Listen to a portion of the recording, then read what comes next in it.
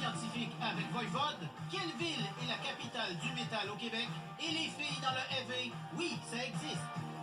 Mesdames, messieurs, bonsoir. Bienvenue à ce spécial Heavy Metal d'Infoman. Oui, on s'est dit qu'il était temps qu'on en fasse un. Mais qu'est-ce que le Heavy Metal au juste?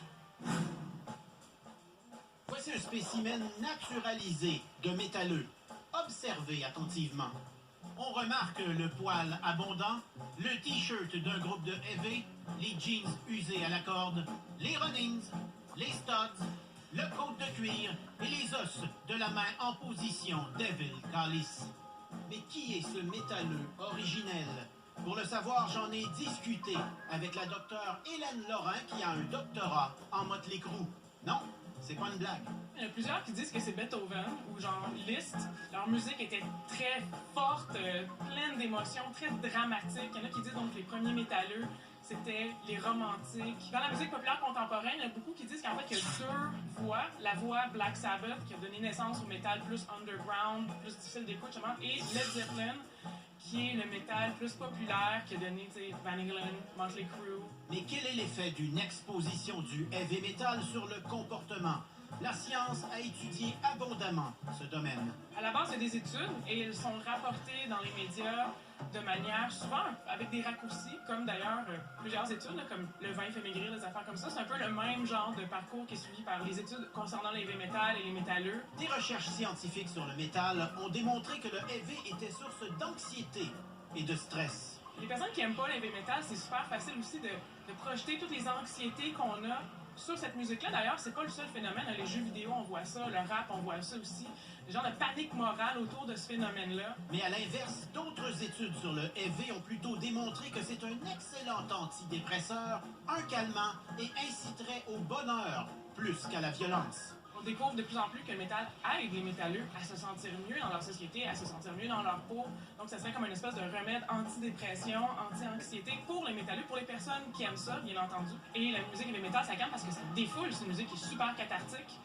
Bien entendu, là, c'est tellement brutal. Donc, après ça, on se sent bien. Il semblerait que les métalleux trompent moins leurs partenaires que les amateurs de jazz, selon une étude effectuée sur des sites de rencontres.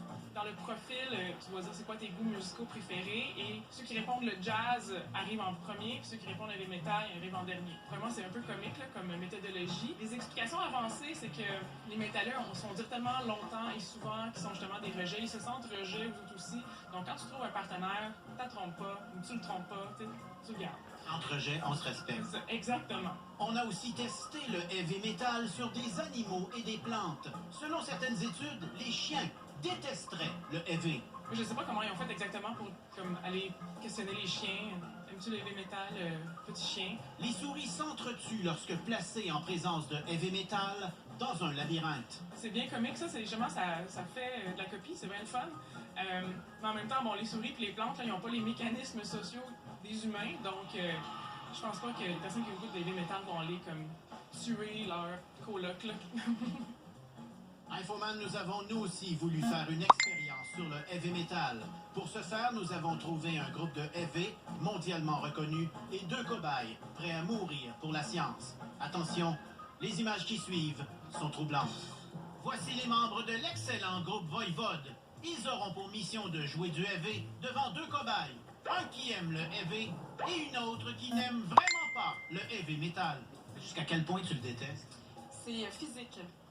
C'est physique. Je me sens vraiment angoissée, là. Donc, t'en as déjà écouté, t'as ressenti. Oui, parce que j'ai un grand frère. Ouais. Pour toi, ça va être de la torture, là. 4 tonnes de Voivode. Mais imaginez ce que vous faites aux gens pour l'émission.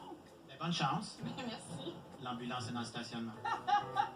Il y a quelque temps, l'équipe de Tech 3 Lab du HEC Montréal a testé les effets d'un opéra sur des spectateurs en réalisant des hyperscanographies électroencéphalographiques à l'aide de superbes casques à électrodes.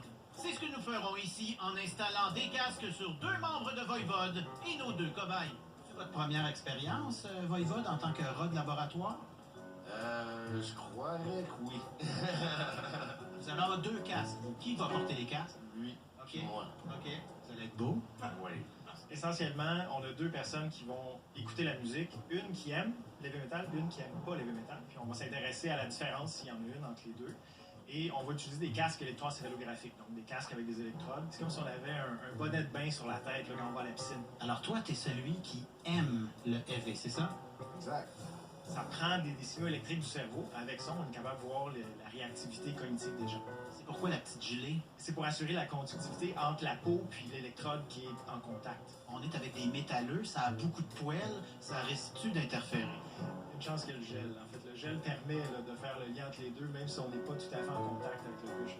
Ah, t'as l'air pas mal moins tough, là, hein? Un petit peu, ouais. C'est un petit peu déstabilisant, mais pour la science. Le chanteur aussi y passe, au grand plaisir du guitariste. Moi, je te défie d'aller négocier une hypothèque avec ça sur la tête.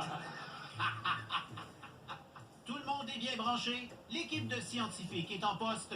Il est temps de débuter l'expérience et de jouer du EV au grand plaisir de 50% des cobayes. Pour la science, le nouveau spectacle de Voivode, Electrode.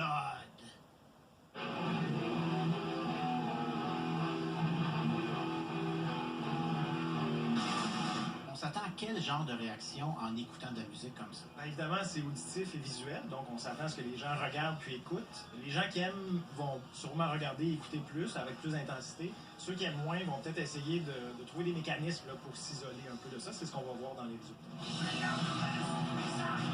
Déjà, on remarque une différence d'expression sur le visage de nos deux amis. Le cobaye qui aime le métal est bien relax. La première tourne est terminée. Les deux cobayes ont survécu. Et dès le début de la deuxième chanson, la souffrance que vit notre ami n'aimant pas le EV commence à être très apparente. La deuxième pièce de Voivode a été clairement difficile à avaler pour notre sympathique cobaye féminine. Le spectacle se poursuit et les données encéphalographiques s'enregistrent toujours. Notre cobaye qui n'aime pas le EV semble littéralement battu à coups de partition de musique. Notre autre cobaye, lui, est heureux comme un pacha sur son sofa. Du côté de la personne qui aime Voivode, donc la musique heavy metal, on trouve dans les bandes de fréquences cognitives, là, on trouve une personne qui est très engagée vers le visuel puis l'auditif, donc vraiment présente, là, et dans un état plaisant, un état même de relaxation. Ouf! La chanson est terminée. Mais pas de chance, il en reste une quatrième. Étonnamment, notre cobaye torturée semble un peu plus calme et moins agressée. Aurait-elle trouvé un truc pour protéger son mental? La personne qui aime pas, elle, c'est complètement le contraire. C'est-à-dire qu'elle, elle essaie de se bloquer des stimuli visuels et auditifs et se concentrer sur d'autres pensées. Donc, des pensées internes qu'elle a. Je sais pas, sa liste d'épicerie, des choses comme ça. On ne sait pas à quoi elle a pensé, mais vraiment, elle n'est pas concentrée sur les stimuli externes. Donc, si on vous avait mis à l'aveugle, vous, puis on vous avait demandé, trouvez-nous la personne qui aime, la personne qui déteste, vous auriez pu le voir. Ah, facilement, facilement. C'est tellement différent, les deux réactions, que ça se fait là, facilement. Puis, comment ça a été? Du bonheur, de la joie. Donc, t'as aimé ça? Oui, j'ai aimé ça. Puis toi, comment ça s'est passé? Ben, écoute, somme toute, quand même, bien. Je pense qu'on a des mécanismes qui nous permettent de gérer ça. J'ai eu des absences.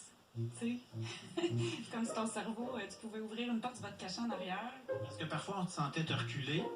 Et là, c'est ça, c'est l'expression « je suis allé me cacher en arrière de mon cerveau ». C'est ça que tu faisais? C'est ça! T'ouvres la porte, tu sais, puis tu t'en vas te cacher, comme quand les enfants crient dans l'auto. OK. Je sais plus c'est laquelle tourne, là, mais il fallait que je focus sur Michel, à la batterie. Puis j'étais capable d'anticiper qu'elle allait taper fort dessus, là. Puis là, c'était physique, là. C'est physique. Les résultats qu'on a sont vraiment intéressants. Donc, nous, on va continuer à analyser aussi le côté des musiciens. Et avec ça, on espère aller jusqu'à une publication scientifique, évidemment, dans un bon journal en neurosciences. Honnêtement, penses-tu que les cheveux vont partir avec le casque quand ils vont l'enlever? Écoute, ça serait bien dommage. De la colle qu'ils ont mis. C'était trippant, mais c'était aussi bien drôle. J'imagine, ouais.